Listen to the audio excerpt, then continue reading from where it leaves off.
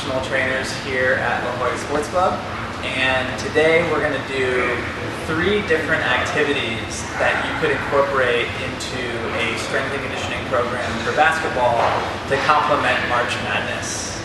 So the first one is going to focus on power development. So we're going to combine 2 different movements as a superset that are going to be done one after the other with no rest. The first one is going to be a strength exercise that's going to focus on force production.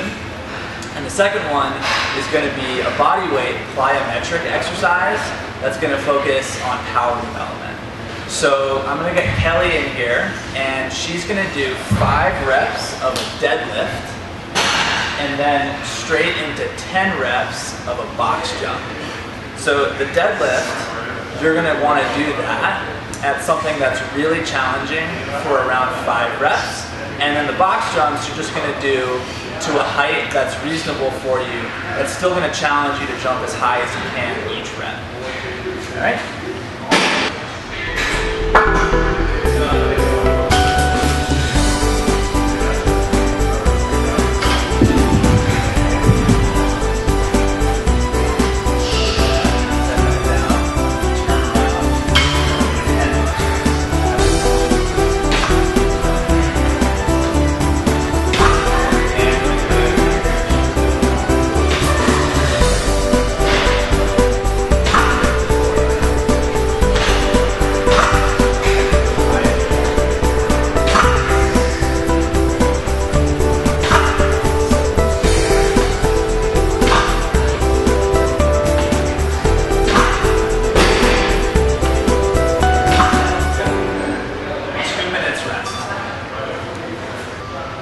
So this next activity is going to focus on the stabilizer system of your trunk and spine.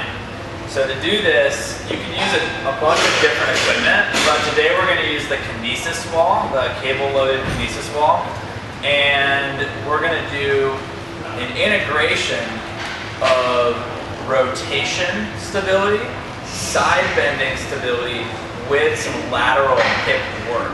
So the trunk exercise is actually going to be done isometrically, which means that your upper body and your trunk aren't going to be moving, but you're going to be doing a lower body activity, so you're going to be getting work on your trunk and your lower body together. Kelly's going to have her arms completely locked and then her hands right in front of her chest, and as she walks that way laterally, the exercise for the trunk is not to allow the hands to go anywhere. So you want to keep them centered right in front of your body. You're just going to do 3 steps down and then 3 steps back.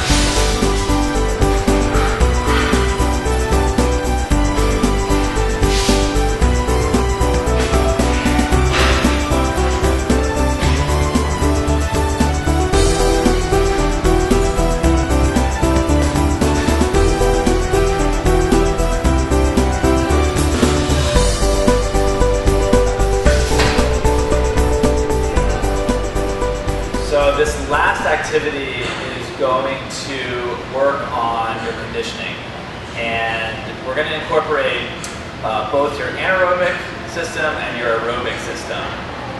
To do that, you're going to be doing intervals on the treadmill, but we're not going to be using the treadmill typically. We're going to actually power it ourselves to simulate a sled push that you might do outside with a weight sled.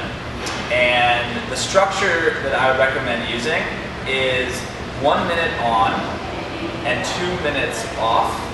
And you can do anywhere from 3, 4, 5 or more rounds of that structure. But the way to work it is to pace each interval so that you try to get roughly the same number of revolutions or distance each interval. So that means you're not going to be able to go 100% on each interval, and instead you're going to have to pace because you're not going to be able to recover completely in the 2-minute period. So the way you're pacing is how you're incorporating aerobic into anaerobic, which can have not only a huge effect on both systems and getting better at both systems, but there's some sport-specific carryover to the conditioning requirements of basketball as well.